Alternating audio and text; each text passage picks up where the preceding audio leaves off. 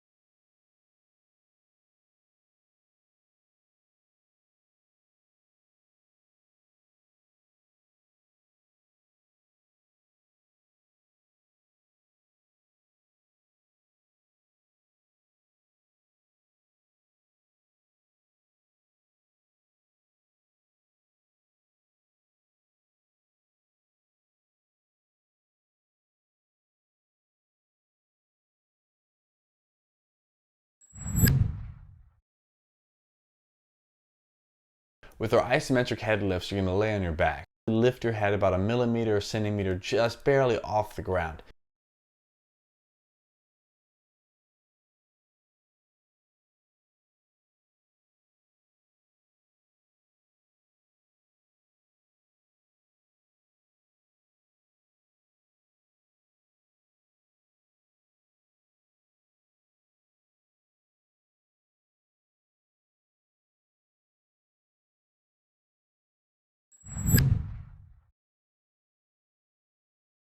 With the figure 4 glute mobilization, you're going to cross one ankle over the knee of the opposite leg.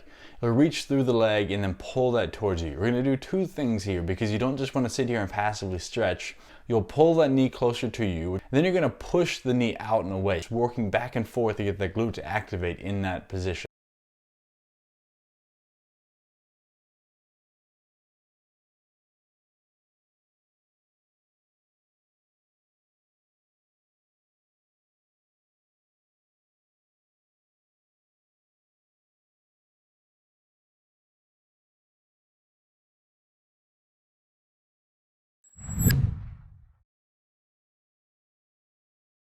For the cat-cows, you're going to go on all fours in quadruped position. Exhale and push the back away. So you're going to exhale and you're going to feel the spine lift and arch, and then you're going to inhale and drop the spine back down. Think about getting the hips and the shoulders engaged as well. As you exhale, you'll feel the glutes tuck underneath and push the shoulders away, so you'll feel the shoulders protract, and you inhale, do the opposite. So you let everything move from that mid-thigh to the shoulders. It's all engaging in this flexion extension with the breath.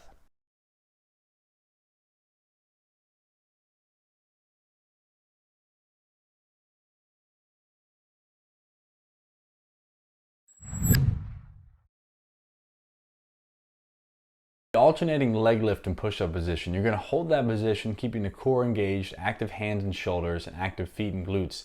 Then take turns lifting one leg up a few inches and bring it back down. So focus on the breath, exhale every time you engage in movement, exhale, lift up, replace, and switch.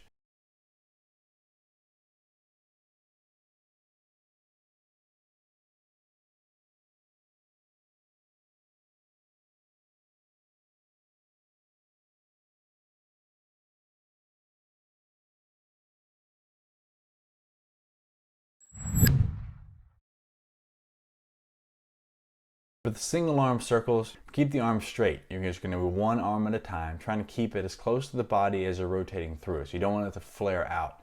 Keep the thumb moving with the arm so it's going to rotate, and just nice and easy swings forward and backwards, get some motion through the arm.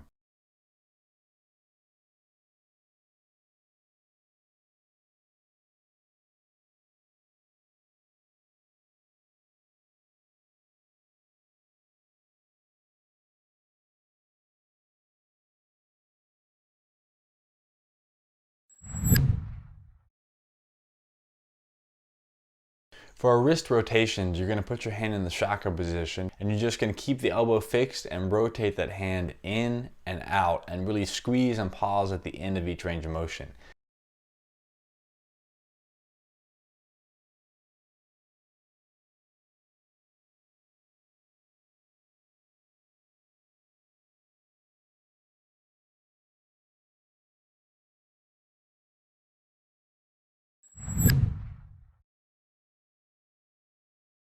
For our ankle circles, you're going to lift one foot off the ground. You can do this standing or seated, doesn't matter.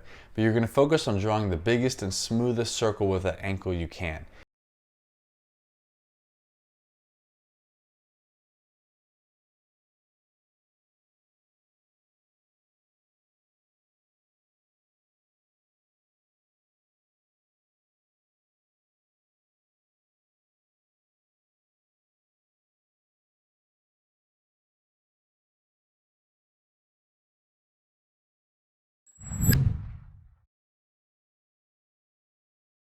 For the scoops, the front leg will stay straight, and let's say it's on your right side.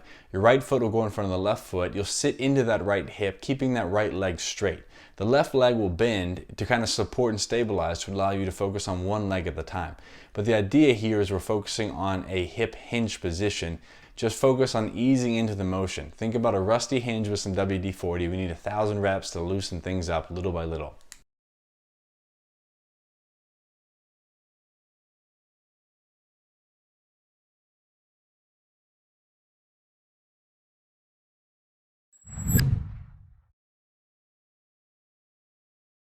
For the standing roll downs, you're going to start standing upright. Exhale as you lower down, getting as much flexion and rounding in the back as possible. Keep the legs straight, roll all the way down with an exhale. Inhale back up, again undoing that process, rolling up vertebrae by vertebrae, and then exhale back down. You use the breath and you get a little bit more motion every single rep, easing into it.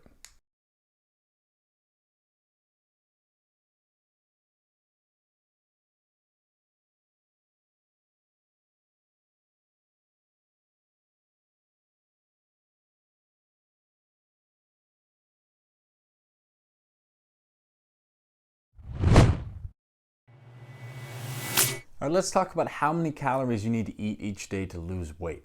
As a starting point, you're going to look at how much you're actually eating on a day-to-day basis. And this is going to mean you have to track or at least have a general idea of what calories you're consuming. You can either start by taking a 10% reduction of that every day, or a rough number of about 500 calories and reducing that consistently every single day. Second, you can use an equation. Take your body weight in pounds and multiply it by a number between 9 to 14. If you're sedentary, you're going to be on the lower end of that, so 9 or 10. If you're more active and have a physically demanding job, you can be on the higher end of 13, 14. You'll multiply that by your body weight. For example, a sedentary male who's about 200 pounds would need about 2,000 calories a week to lose the weight, or start on a mild weight loss. You can adjust that about every 2 weeks. Be consistent with that. Don't get upset or emotionally impatient. It takes time for your body to let go of the unwanted weight.